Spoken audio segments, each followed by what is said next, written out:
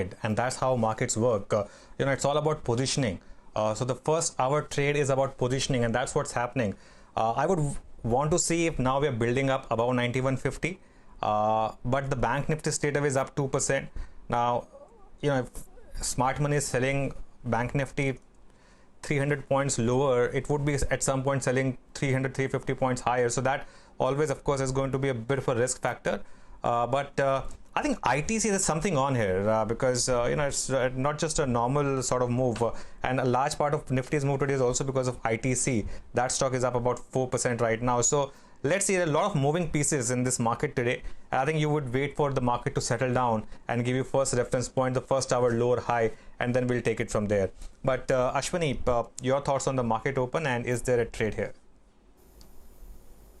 Well, we're exactly in the turning point zone, so you have to see if there is follow through beyond 9170, which was the Thursday's high.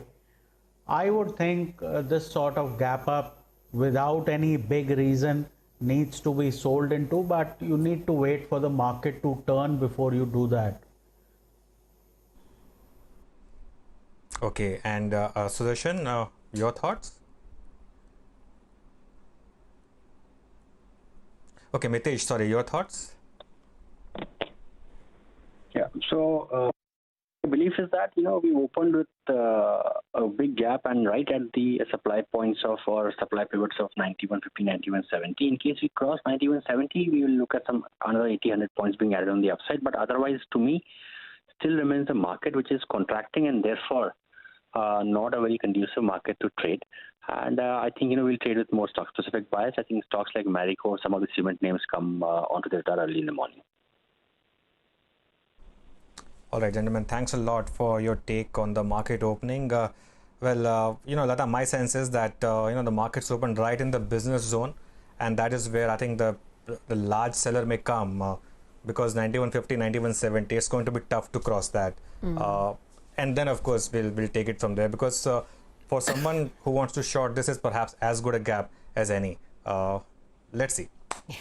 Yes, let's see is right. And I'm particularly worried about the Nifty Bank, the way it's risen, especially when there isn't so much of positive banking news or even finance news from a giant like HDFC. So the market's in such a cheerful mood, will perhaps invite some selling. Let's wait and see. And defer to the expert. We have Rajat Rajgarhia, the Managing Director and CEO Institutional Equities at Motilal Oswal Financial Services, joining us. Good morning, Rajat. Thank you very much indeed for joining us. The market is not really buckling under pressure. What do you do as an investor at this point in time? Are you buying at above 9,000 levels? Do you think the market knows something about India coming back to work and therefore discounting that? Hi, good morning. Well, I think if I'm an investor, then of course, these are always terrific levels for anyone to invest in, just that you will have to withstand all the storms and the volatilities that we have seen last 2 months, and we will see in the next couple of months more. But coming specific to the way markets are trading, I think people generally believe that India is into a phase of significant underperformance. That comes rarely. We have generally seen India always tends to outperform whenever there are any kind of global headwinds. But right now, India is leading its own share of underperformance. The rest of the markets globally have recovered very well. While if you look at our markets, we are year to date still down about, 22, 20, 25%. So there are specific reasons for us also to handle besides this global crisis. But I think we expect that the aggregate markets will remain in a very range bound, with India having a good share of underperformance vis-a-vis the global markets. Okay, fair enough. Rajat, hi, good morning. I wanted your thoughts on some of these, consumption names which used to get fancy valuation, but lockdown has clearly brought down some of them, like a Bata or say a PVR. These kind of names. What would be your thought process on how to approach some of these fancy names? So, Anuj, these are always a part of market cycles, that whenever these companies from a concept to a growth phase starts growing well, the longer term opportunity takes their valuation multiples crazy. And whenever you have a crisis like this, and we have been getting one crisis almost 4 or 5 years now, uh, and then you see many of these valuation corrections being very significant. I think the when we look at the stock price corrections of many of these names, and we see, wow, they are down 50-60%, right? Their fall from the high start when they were actually at some 50, 60, 70 multiple. And that is the core problem for many of these names. I'm not going into specific names, but I think a lot of the big stocks that are falling is basically that the valuations were so heavy that earnings disappointment was just not factored in. And events like this, when they realign the earnings to the new reality, suddenly the valuations correction becomes very, very significant. And this we are seeing in select large caps and many mid caps also. Got it. Rajat, hi, good morning. I wanted your thoughts on financials and NBFCs. With this moratorium extension, do you think we're staring at higher delinquencies for banks, more asset liability mismatch for NBFCs? And would you continue to be cautious here, or are you looking for some value buys? I think in financials, again, we can bucket them in three categories. First is everyone only wants to know the moratorium percentage now. And if you remember 2008, then we had a series of restructurings that happened. And every 3 months, we only used to write about how the new phase of restructuring is happening. Right now, we are only talking about moratorium. And I think fair to assume that some part of the moratorium will turn delinquent because a lot of the customers, when they don't pay for 6 months and they resume their business activity, paying the absolute seventh month EMI also will become challenging till they recover to their full income levels. So some part of the moratorium will become delinquent. What percentage? I think it is all in the Excel sheet right now. We will have to wait for that. I think the second core problem for financials is that we have not seen an absolute GDP decline in India, at least in my investable career, right? And financials have always been a big macro play. People started GDP growth with flat to now -5%, and we don't know where do we settle. So people generally who do macro trades on financials, they are right now more worried because of the declining GDP. And the third, before this fall, the index weight of financials were 40%. So everyone's portfolio had almost half of their portfolio, closer to half of their portfolio in financials.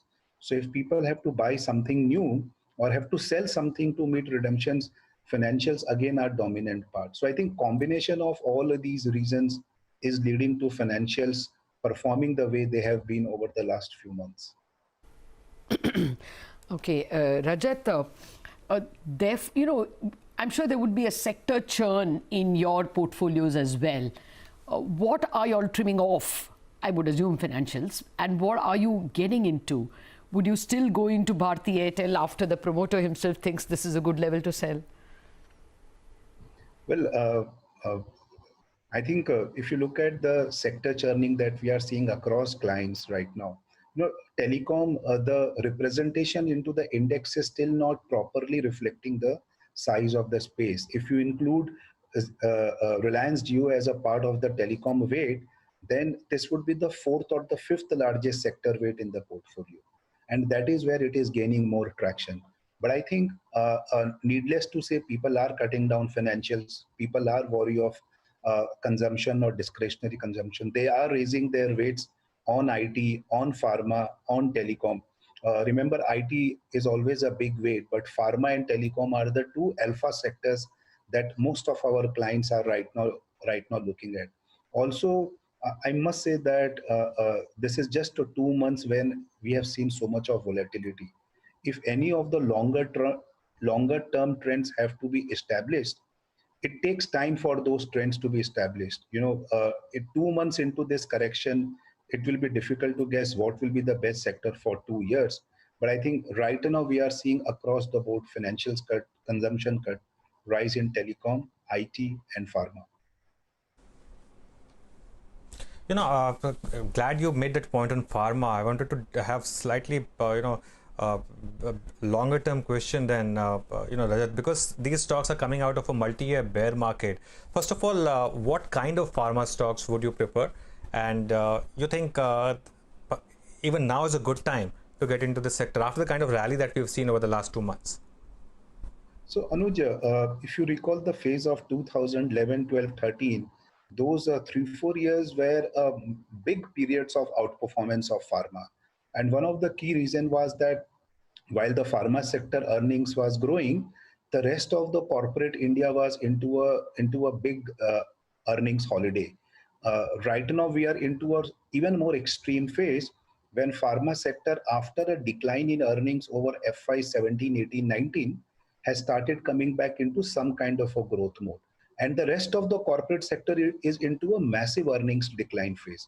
So, relative basis, pharma's earnings growth to the rest of the corporate India is so big or so extreme that the stock prices are also partly reflecting that.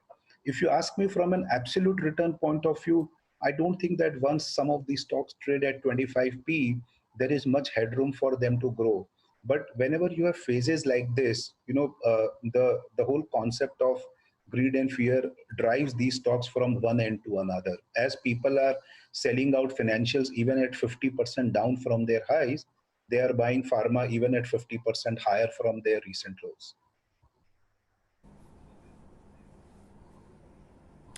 Okay, you guys have been overweight on the auto space, and some of these companies like Bajaj Auto have delivered in the sense, in such a challenging environment, they have held on to their numbers. Do you believe in that concept that personal mobility will pick up as this lockdown eases, and what would be the top spaces to invest into here? So I think a lot of people have started talking about it, about whether personal mobility will prevail over shared transportation, public transportation. But as I just mentioned a brief while back, that we are 2 months into this trend, and we will need many months of trend establishment to form a 2 year view on them.